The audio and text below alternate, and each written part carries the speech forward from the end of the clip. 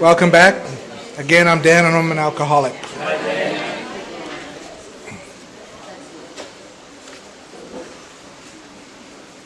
So halfway through the 9th step, I start reading actually from page 83 with the people that I work with, where it talks about if we are painstaking about this phase of our development. When you actually have the experience of being halfway through the 9th step, right, the sense that you can relate to what it's saying comes stronger, just like when I changed the context of it to the promises of alcohol, right? You get the sense that when you actually are halfway through the 9th step, you can relate to this at a different level. Which also means that what they're saying here is that the feeling about the stuff that you might relate to in page 52, right, you may not be able to relate to it like you related to it initially, which means that there's been some movement in your life, movement in your spiritual condition, right? So I have some stuff to talk about here with step 10 that may be different than what you've heard. I'm not telling you need to do it my way, but I'm going to share with you how I look at this. Right? I don't believe that when I'm writing inventory, I'm writing a 10-step. Right? Which is not to say that I don't believe that writing inventory isn't useful. Writing inventory is a spiritual tool, right? But if I'm writing inventory, right, it means something else happened. Because there's a couple things. I guess I'll jump forward just to make this point. Halfway through, this is on page 84, the paragraph with the second indentation. Halfway through it says we continue to watch for selfishness, dishonesty, resentment, and fear. That sounds like an inventory, right? And it does say we continue to take personal inventory. Right? But in step 11 on page 86 it says, first indented paragraph, second line down. Right? When you're reviewing your day, it's were we resentful, selfish, dishonest, or afraid? That sounds like another inventory, doesn't it? So if I'm writing inventory later, am I doing the 10th step or the 11th step? Right? I like to draw a line in between steps 10 and 11, just for clarity's sake. The 10th step is what I'm doing with you. It's about watching my relationship and my behavior with you.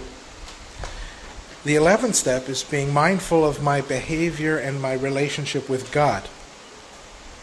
Right? So being mindful of my relationship with people around me and being mindful of my relationship with God. And I draw this line through the center of it. Because there is an overlap. Right? I'm going to start reading from page 84. This thought brings us to step 10, which suggests we continue to take personal inventory and to continue to set right any new mistakes as we go along. Right? Mindfulness is a basic spiritual practice. Right? Not unusual in almost any path. Right? We vigorously commenced this way of living as we cleaned up the past. Right? We're going to clean up the rest of the other half of the 9th step.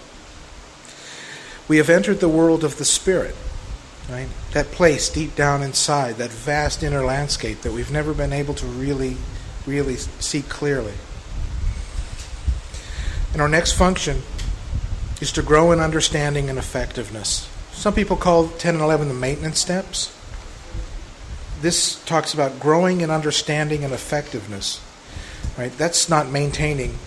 It's about growing. Right? It's easy to get into a place where you think that this is what Alcoholics Anonymous is. this is everything that I can get from this program, right? And I have to look elsewhere.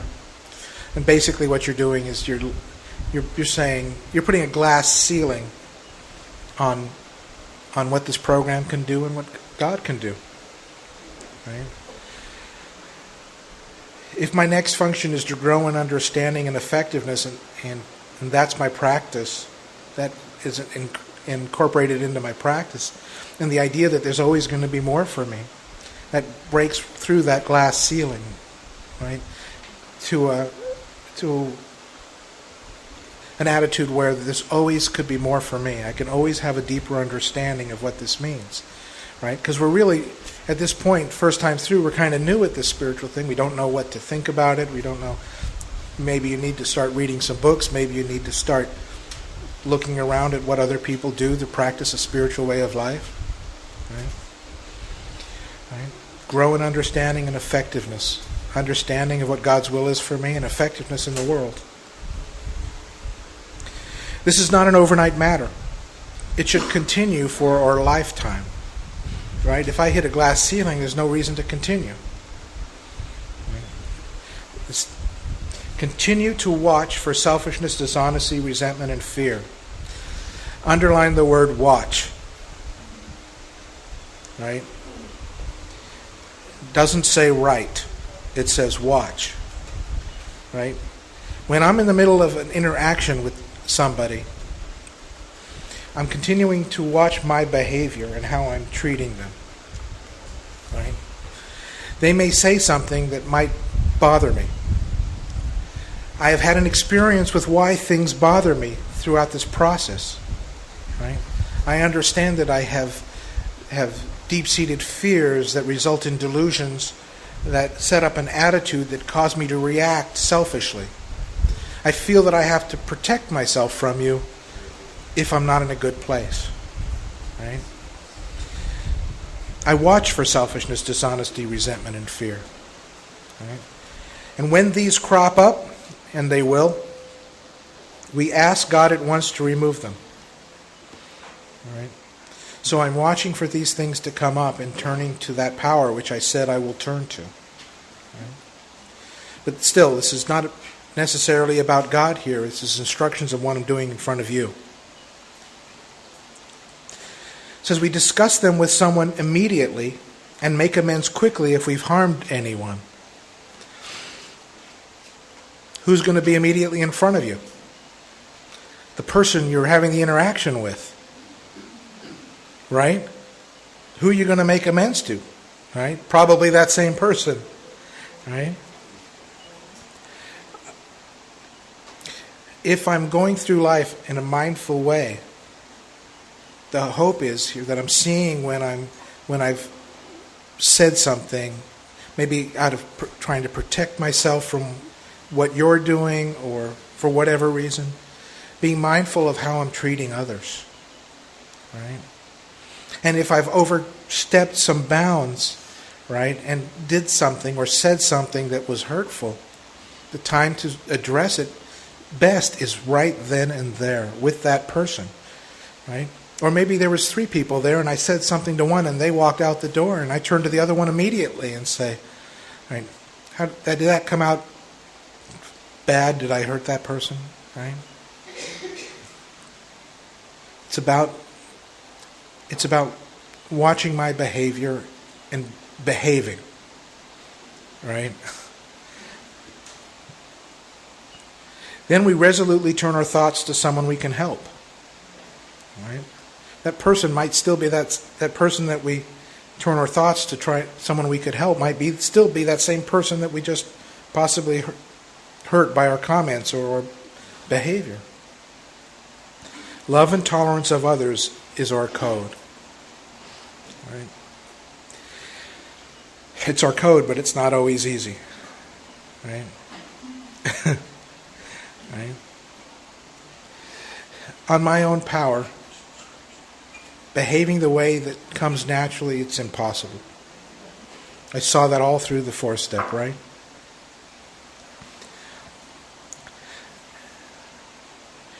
And here are the 10th step promises. And unlike the 9-step promises, a lot of these we may never have experienced previously. It says, and we have ceased fighting anything and anyone, even alcohol. For by this time, sanity will have returned. Right? We will seldom be interested in liquor.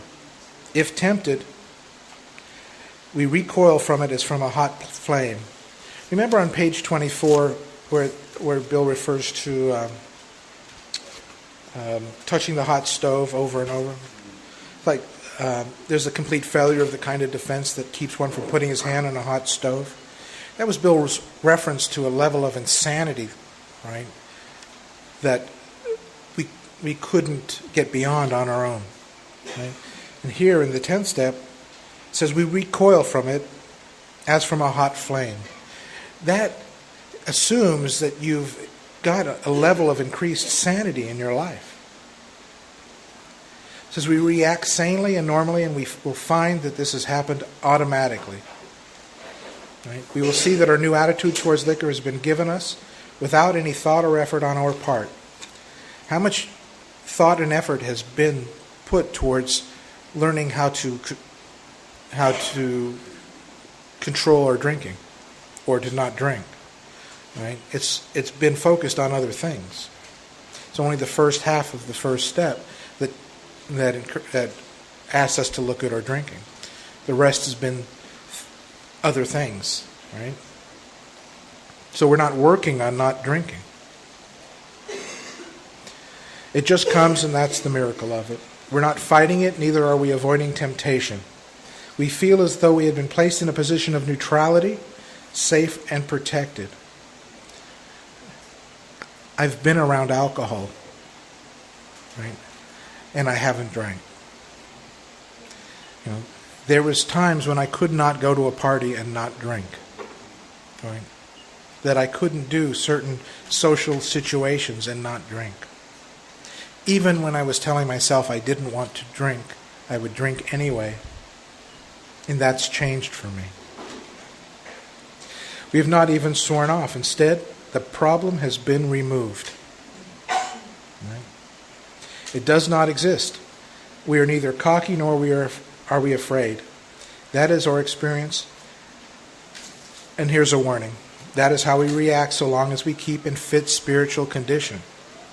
Again, that's why it's so important to understand what I talked about over and over again and keep referring back to is that part in the first step where I have the spiritual malady that sets up that condition conducive for this insanity to return. It says it's easy to let up on the spiritual program of action and rest on our laurels. A laurel is kind of like that, like when a horse wins a race, they put a laurel around its neck, right?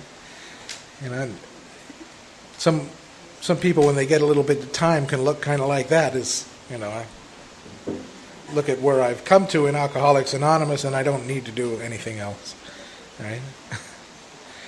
And in a trickier way, you can do all of this work and be really involved with this and sponsoring others and think, those people have to write more inventory, but I don't, right?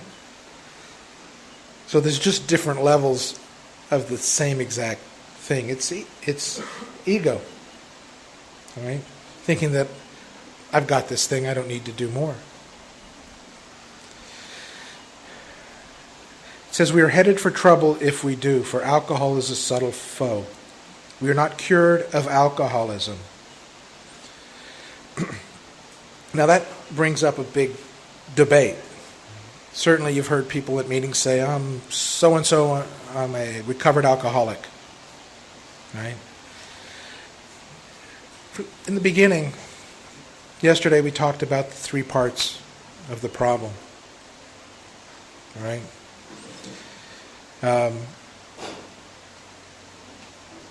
Right, the body, mind, and spirit. And there's 3 parts of alcoholism. Right?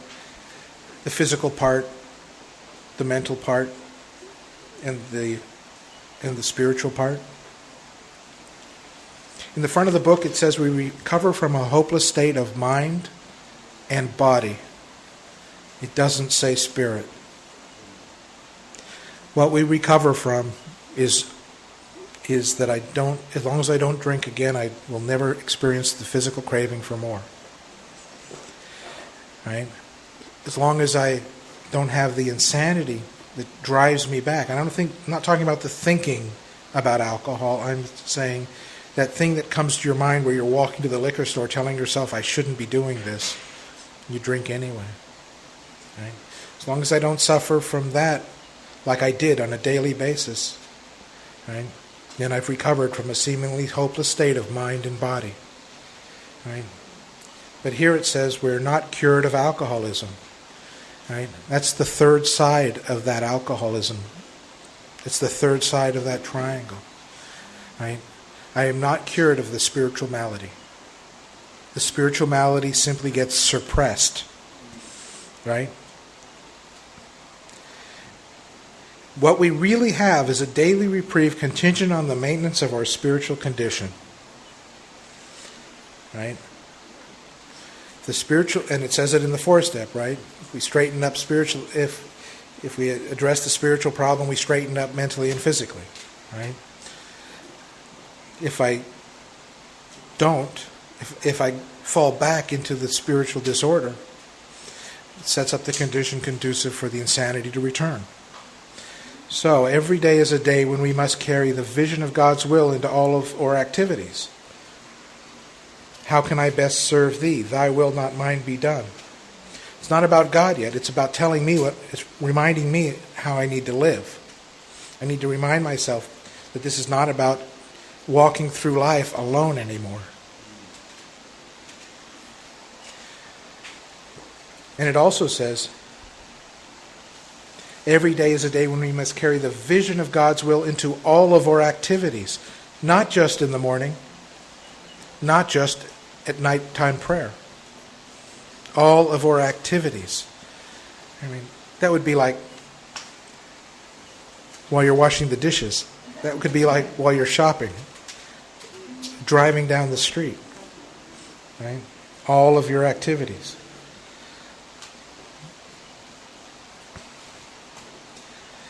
These are thoughts which must go with us constantly. We can exercise our willpower along this line all we wish. It is the proper use of the will. Remember the prayer talked about after the fear section in the inventory? Right? God, what would you have me be? Right? Much has already been said about receiving strength, inspiration, and direction from Him who has all knowledge and power. If we have carefully followed directions, we've begun to sense the flow of His Spirit into us. To some extent, we have become God conscious. We've begun to develop this vital sixth sense, but we must go further, and that means more action. We've done all this work, and now they're saying we have to go further, and it has to involve more action. You know?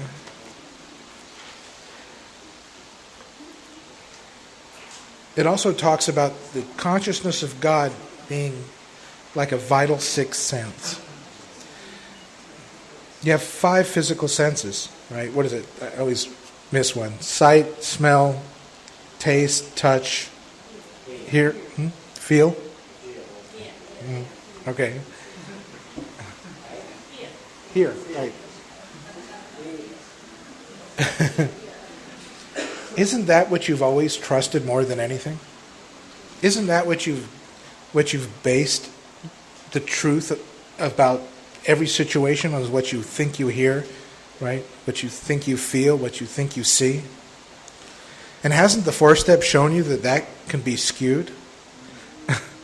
That what you thought you believed, or what you thought was true, is not always true? And that you can't always trust your reasoning and your belief systems or your reactions to situations? And the one sense that they're referring to here is something that we've absolutely never tried. Right? Is to trust the consciousness of a vital sixth sense. And it's not up here. Right? It's in here. Step 11. It's the bottom of page 85. Step 11 suggests prayer and meditation. And God knows you've heard a lot of definitions, people's definitions about prayer and meditation. Right? But I'm going to give you mine. Right? If you look up the word prayer in the dictionary, there'll be pages of definitions. So you have to look in the context it's used in. And in this context, it's asking God. All right? Step 11 suggests asking God. And if you look up the word meditation, it doesn't mean silence. It means silence if it's silent meditation. Right? So you have to look at the context of the paragraph to see what type of meditation are they referring to. And the type of meditation they're referring to is a contemplative meditation, a directed thought. So what this is saying here is, step 11 suggests asking God to direct our thinking. Right? That's how we start step 11 practice, by asking God to direct our thinking. It says we shouldn't be shy on this matter of prayer. Now, I always thought the word shy meant scared. Right? But shy also means, like 11 is one short of a dozen. Right? Short. It says we shouldn't be short on this matter of prayer. Better men than we are using it constantly. It works if we have the proper attitude and work at it. Right? So it's talking about having the proper attitude, or thinking right about the way this is going to work, and working at it. You know, that doesn't necessarily include, for me, praying for things in my life, right? Which is why understanding that step 10 is becomes so important when I see that I'm watching my behavior and my interactions with the people around me. My proper attitude is, and working at it, is bringing that into my life, right? To the people around me.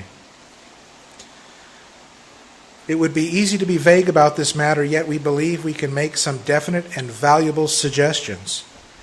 Now, this is going to validate the statement I just made about the attitude and working at it.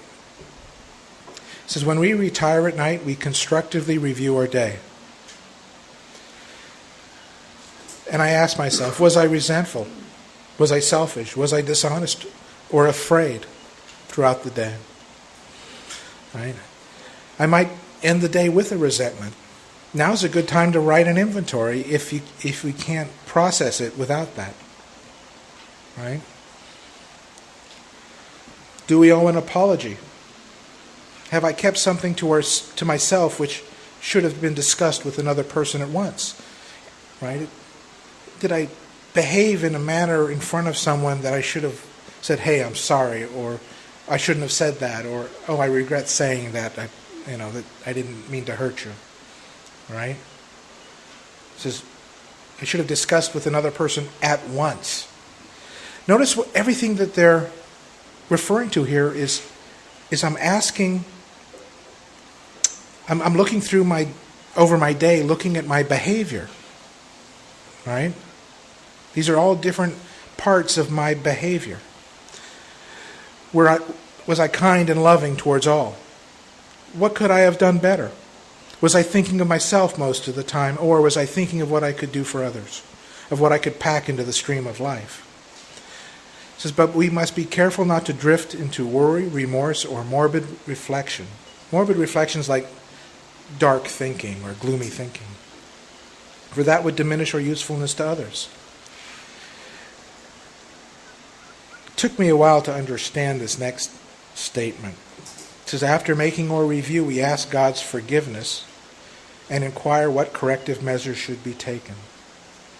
I thought, why at the bottom of this thing would I be asking for God's forgiveness? And when I realized that this is all behavior, that if I've done this, I wasn't turning to God all through the day.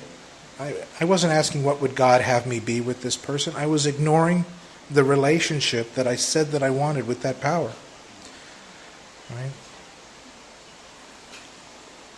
I was ignoring that commitment that I made, that I was going to go inside and start to access that power and bring that out into my day. Certainly, if your behavior, if you were in a relationship and you ignored what they wanted you to do during the day, or what you committed to do during the day, right? Would you have to ask your wife's forgiveness? Right? Only if you wanted to sleep in the big house or in the big bed. It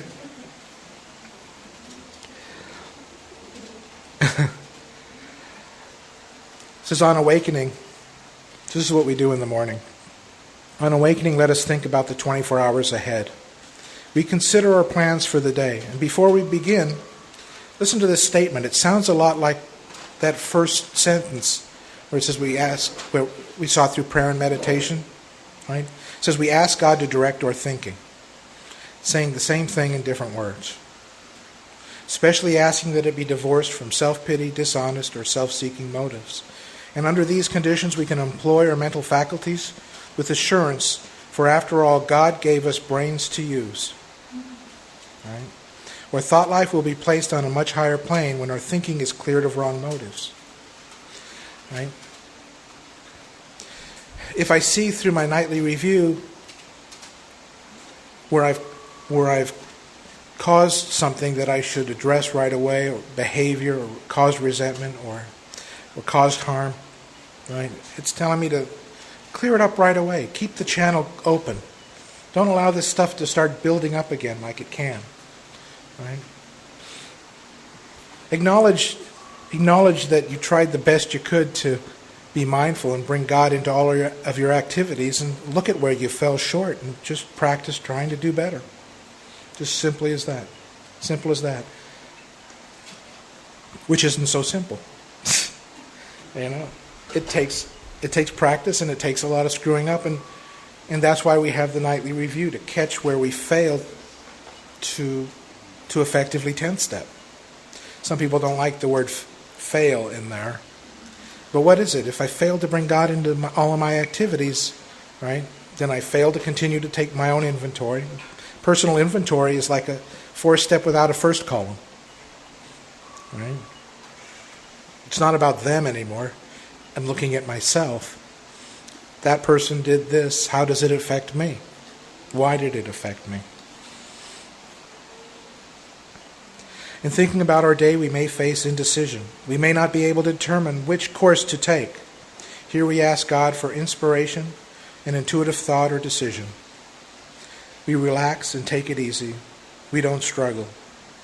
And we often are surprised how the right answers come after we've tried this for a while. What used to be the hunch or the occasional inspiration gradually becomes a working part of the mind. But being still inexperienced and having just made conscious contact with God, it's not probable that we're going to be inspired at all times. We might pay for this presumption in all sorts of absurd actions and ideas.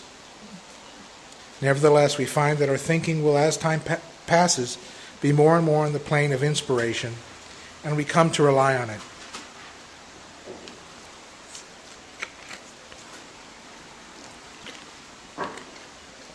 Certainly having a lot of ideas where we think God told me to do this could be a scary thought, right, for some. But what about when you're facing indecision, right?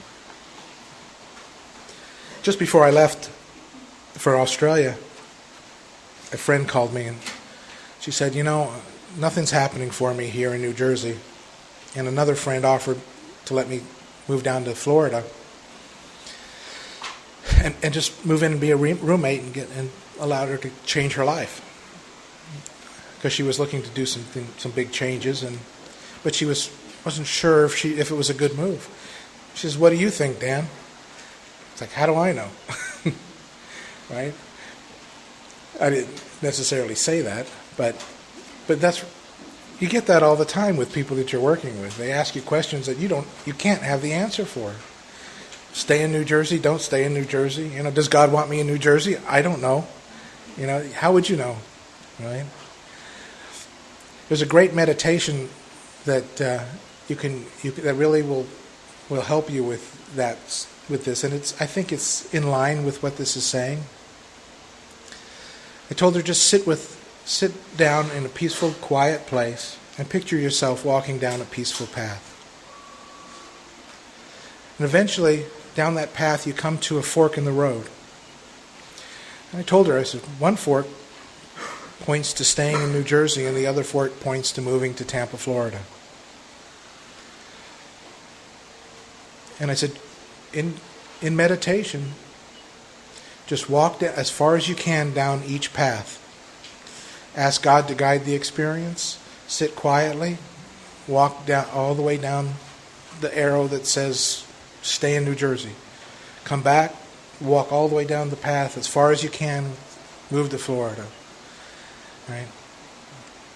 It doesn't always give you the right answer, but it certainly will tell you what you like at least. Right? And it works pretty consistently. So I wanted to share that with you. And it's completely it completely involves trusting and relying on the inspiration and intuition that comes. And trusting that comes from going inside and pulling from that power deep down inside of us that will help guide our lives. It says we usually conclude the period of meditation with a prayer that we be shown all through the day what the next step is to be. That we be given whatever we need to take care of such problems. We ask especially for freedom, for self-will, and are careful to make no requests for ourselves only. We may ask for ourselves, however, if others will be helped. We're careful never to pray for our own selfish ends. Many of us have wasted a lot of time doing that, and it doesn't work. You can easily see why. My prayers tend to lean towards going inside when I feel like I need more strength. Right? God, work through me, give me the strength that I need to accomplish what I need to do. Right?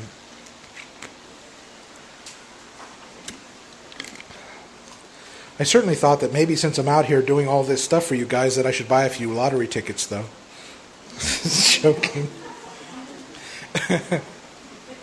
I didn't, though.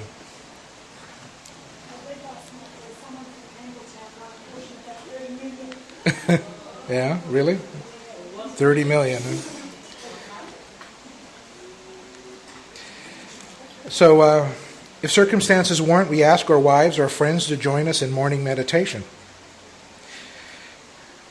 If we belong to a religious denomination which requires a definite morning devotion, we attend to that also.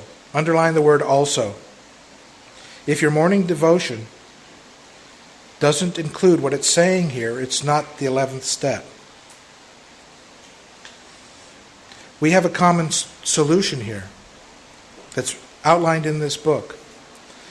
It doesn't say you shouldn't have another devotion, but it is not our common solution. Right? Whatever church you belong to, whatever meditative path you belong to, whatever stream of yoga you belong to, it isn't mentioned here. It does not replace being mindful of how you're behaving as you go through the day and bringing that power into your life. Don't confuse your personal spiritual path with the 12-step program. It is not, I'm not saying that your personal spiritual path is bad. It's great. If you are moved that direction, I would encourage that. I think it does encourage you to find your path. But done in conjunction with what it says here, it will enhance the whole thing. It should not replace what it's saying here, though, because meditation can become a selfish act. Meditation can be what I do to feel better, or what I do to look better. Right? It doesn't necessarily translate into something that I do to act better. It can, right? But this is asking me to look at some specific things. So, So we attend to that also. If not members of a religious body, we sometimes select and memorize a few set prayers which emphasize the principles we have been discussing. I like to use the 3rd step prayer and the 7th step prayer still. Certainly there's plenty of other prayers that people like, and you're not going to be able to say the same prayer year after year after year. Mixing it up is going to keep it interesting. Right? Finding the ones that touch your heart, the ones that you like to reflect on. Right? One suggestion that was given to me early on was, whatever prayer it is, say it mindfully. Think about the words. Think about how it applies to your life.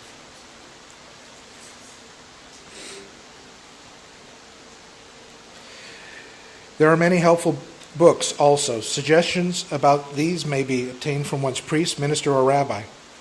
Be quick to see where religious people are right. Make use of what they have to offer. I certainly didn't come into here quick to see where religious people were right, nor was I interested in what they had to offer. But the 12-step process has kind of cracked me open to being interested in, what does all this really mean? I'm looking for some explanations at this point, now that I'm new to the spiritual path, what can I, which directions can I lean spiritually? And reading books and finding what touches your heart is a good way to do it. And it's important to note that Alcoholics Anonymous does not impose a belief on you. It just encourages you to search inside yourself for what does sit right. Right? And there's so many different directions you can go with it. Right? But having had an experience with that power working in my life, it certainly encourages me to start to get some explanations. If not for you, at least for me. Right? I happen to be someone that has let go of trying to figure it all out. And I found for me that worked a lot better. I just know that when I go inside, I can tap into this power. Right? And I know that it's not me. I've come to some different explanations, but it's really not something that is attached to anything that I've seen in a religion or, But certainly I still call that power which I rely on God. Right?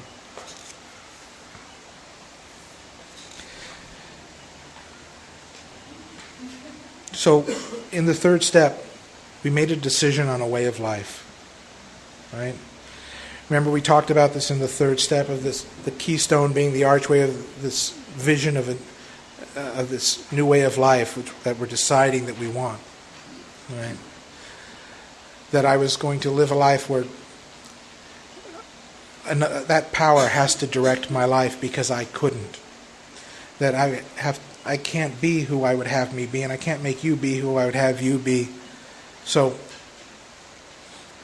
that power that I've made that decision that power will be in my life, and I will be who God would have me be. Right? And I wasn't able to provide what I need on my own. Right? So that decision in the 3rd step was that power would provide what I need. Right? So here's my practice as I go through the day. And this is the way of life we've decided into. As we go, I'm going to read it in first person. As I go through the day, I pause when agitated or doubtful, and I ask for the right thought or action. It's because I trust that there's a power that I can turn to that will provide more power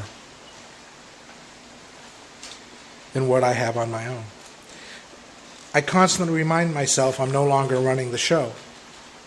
God's directing my life. Right? Humbly saying to myself many times each day, Thy will be done. What would God have me be here? And that's how I practice bringing God into all of my activities. When I hit a wall with anything in life, it's because I'm trying to direct the show. I'm trying to use only my power and not tap into anything else. Right? And I'm trying to make you who I would have you be. or me, who I would want me to be, and completely ignoring the need for more power. It says we are then in much less danger of excitement, fear, anger, worry, self-pity, or foolish decision. We become much more efficient. We do not tire so easily, for we're not burning up energy foolishly as we did when we were trying to arrange life to suit ourselves.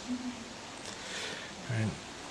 There's nothing that will energize you more and make you more excited about life by being useful in the world, being useful to other people. Right? It works. It really does. We alcoholics are undisciplined, so we let God discipline us in this simple way we have just outlined. Right? But this is not all. There's action and more action. Faith without works is dead. They did it again. After all this work, now they're saying that we have to do more. Okay? The next chapter is entirely devoted to step 12.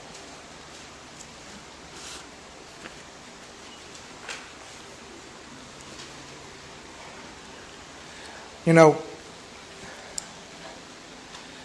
what's been proven to me is that the best part of this program has been working with others. Yet it's also the part where a lot of people don't even get to. You know, some people get locked into service work in the fellowship, in the offices. Okay? I think that anybody that's gone through this process and sponsors people and works with people knows that there's a difference between working with others and service work. Right? Doing both is better than doing one or the other. Right? But certainly, working with another alcoholic has given me more in my life than anything else. Right? Book says it's an experience you must not miss. Must not miss. We get some more water.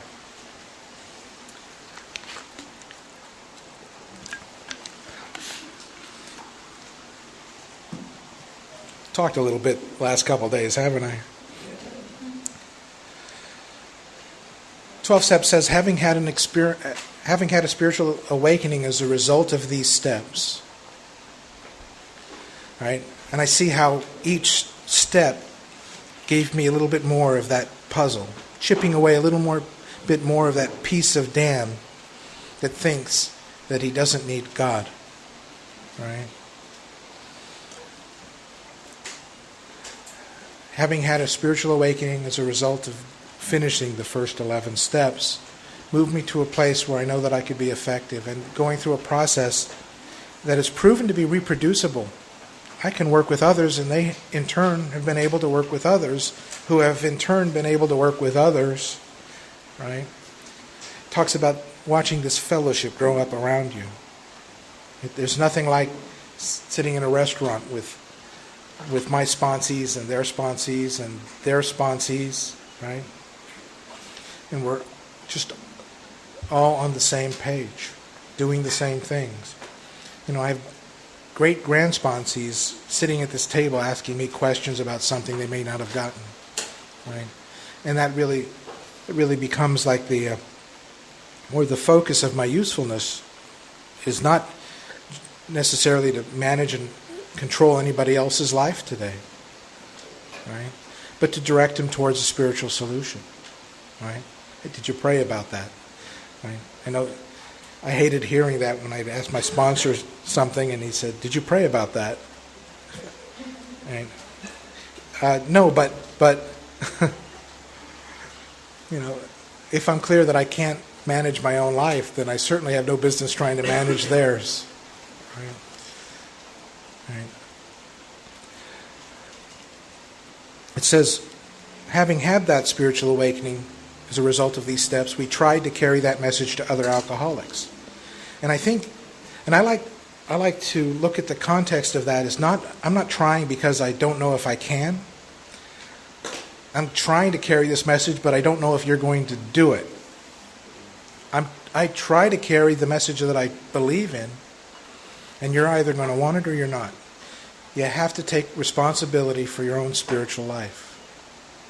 If you're not willing to do that, then I'm only going to put as much work in somebody else as they're willing to put into this path on their own. It can be really, really difficult to work harder than they are, right? And painful.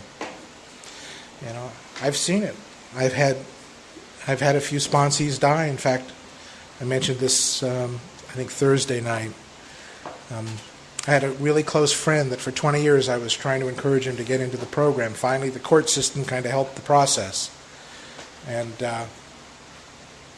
started working with him. But, he decided that if he could only get his work situation together and the relationship back, if he can only pull that old way of life back together, then he can really focus on this stuff. And I tried to instill in him that those are not the things that helped you before, and that those are not the things you're going to be able to keep if you don't stay sober. That there are the family is important, work is important, but I have to understand that my priorities when I'm new in this program has to be sobriety first, and then those things have to follow closely after. If I lose the first one, I've lost the other two anyway, right?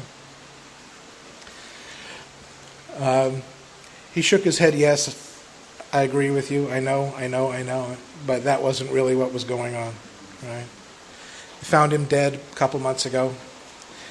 It was actually the weekend of a spiritual retreat, which I practically had to force him to go to.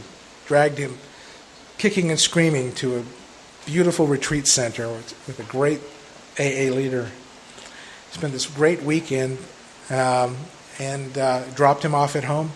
2 hours later, his mother called me, crying, saying, he's dead. Right? I thought that he was just really angry because I actually made him go to this retreat. The fact was, he wasn't sober the whole weekend, but I thought it was anger, but it was just that he was nodding out a little bit.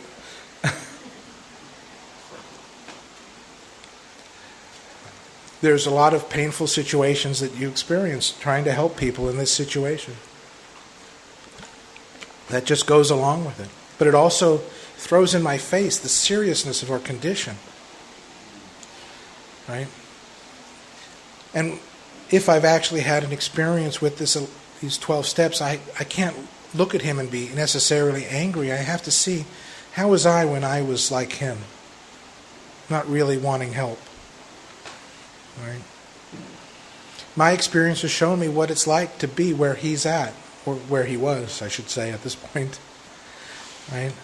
And he couldn't do any better than what he did, and he wasn't ready, right, to completely accept this way of life. Wouldn't have been complicated, but he just wasn't ready. On the other hand, you hear all different types of stories and one guy called me from Northern California, and it was his 25th year birthday.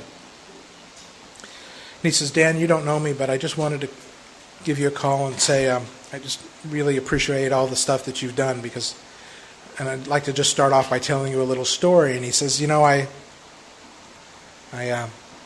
23 years of sobriety, I was ready to blow my brains out. In fact, I'd called my sponsor, and I told him that I'm going to take this pistol and I'm going to go to my home group and I'm going to blow my brains out in front of all of them. This thing doesn't work. And his sponsor says, who is this?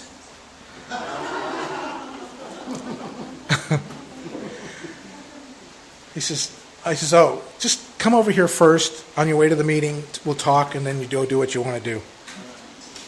By the time he left the guy's house, he was saying the set-aside prayer. He went through the 12-step process, starting at 23 years of sobriety, and it changed his life. He sponsored more people at that point than he'd ever sponsored in his first 23 years, in just those couple of years that he started doing the process out of the big book. I get a lot of stories, but some of the other stories on the other end is I have people that I work with that have hung around Alcoholics Anonymous for 10 and 20 years. Never really grasped the depth of their hopelessness in step one. Taking them methodically through this process and showing them what's really going on underneath this. What is the part of this that you don't see, right? Why is it why do you need more power, right? Because getting clear on what I need the power for, right, shows me that this is a matter of life and death, right? And seems to move people harder towards the rest of the steps, right? So the step one has to be in place. Otherwise if I don't really need much power, then I don't really need much God, right? But if I see right in the beginning that nothing's going to change unless I get more power, and I could die from this, right? Then I'm reaching and moving forward like my life depends on it, right? I know how to present that to someone. I'm not trying anything. I have a simple, reproducible process outlined in the big book, right, that will affect that change in people, and I've seen it thousands of times, right?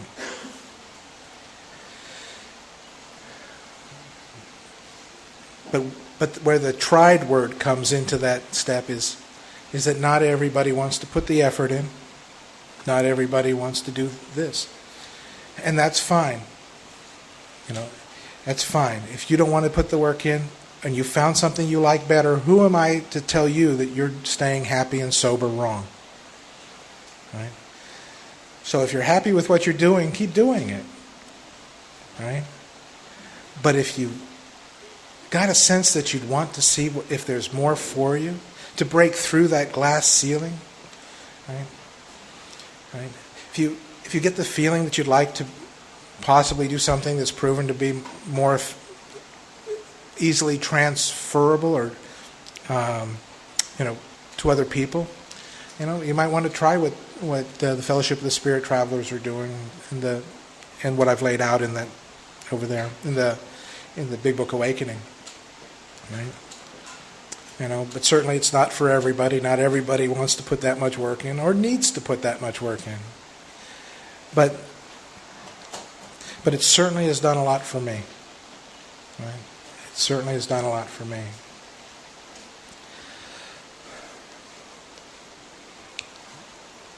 So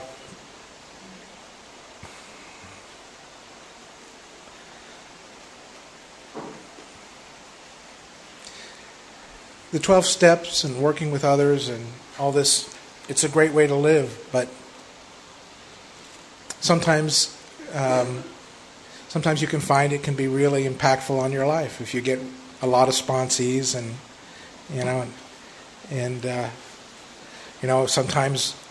sometimes doing things that are 12-step related will affect work. Sometimes it'll affect relationships, right? But the fact is that I know for sure that those things never made me or brought me to a place that this program could bring me, right? Working with others, traveling around and doing things like this. I walked into this program really basically feeling like if I jumped in front of a truck, the world would be better, right? Feeling useless, right? That's not the case today. My life has purpose, meaning, value. Not because of how much money I have or what I'm doing, or it's because I see people getting helped by when I just sit down face to face with them and just start going through the big book. I don't make much stuff up. It's a simple process. I just turn the statements into questions as we go through the book, and I use what the book says, right, as the guide. And we just talk about their experience, and I talk about my experience, right? And this journey inside begins, right, with this new person who has no clue of why his life has gotten so messed up from something that was so important for so long in their life. Could not perceive a life without alcohol or drugs or whatever your thing is, right? Could not perceive a life without it, yet the same thing that was so important in your life is turned around and just shredded your life, right? And they're sitting there baffled going, what happened? Right? And looking back, it's like, that's just like me. That's how I came in. And I see from my experience, my personal experience, I know how they feel. And I can talk to them about how when I came in. And we just move through this simple process, and I watch them wake up. I watch them wake up. Right? You can't help but feel the value of your life with that. And it's not because I'm anything special. It's because the process is special. Right? The book is special. What was handed down to me helped me present that. Right? And that's what I hand out to the people I work with. I approach working with somebody, I approach sponsorship from the perspective of that I'm teaching a teacher to teach. My job is not to manage their life, it's to show them how to work with others and encourage that path. Right? That's my only job.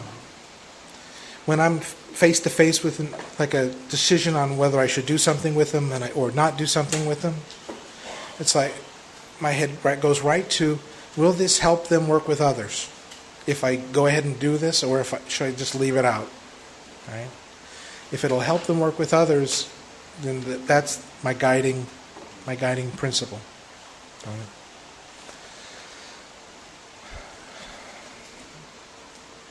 My own experience was that not the first time I did the steps, but the first time I did the steps out of the big book, I went from a place of darkness into a place of light. Right? And a lot of people, I see some people nodding their heads, moving from a place of total unawareness of any of this stuff into a place of having had an experience with these 11 steps just kind of cracks you open. Right?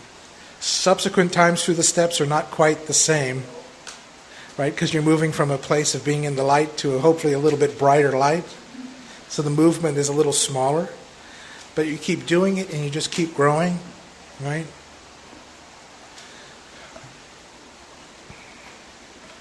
You might have heard people say that they go through the steps many times.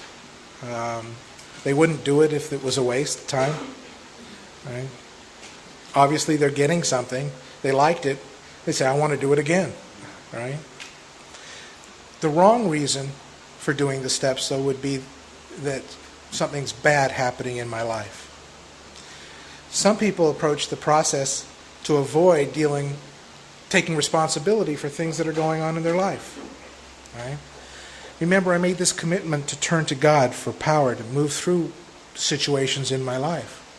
Right? It's not about using the steps to fall back on. When I'm working with someone or sponsoring someone, they come to me and they say, Dan, I think I need to go through the steps again. I say, why? Right?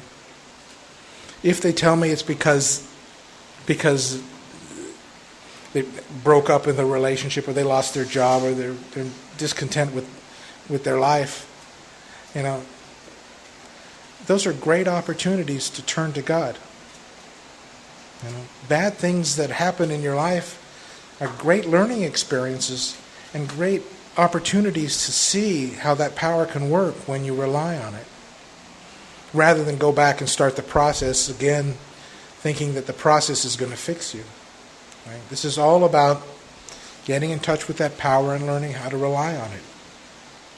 Right? So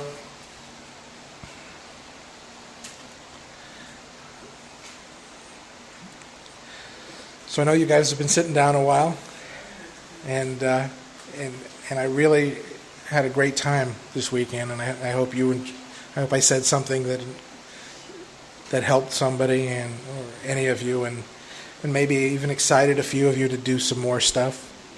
Right? just, you know, we just really appreciate being put in a position to be able to do this kind of thing. And I really am grateful that I was brought out here for this. I want to thank the people that brought me out, the Fellowship of the Spirit Travelers.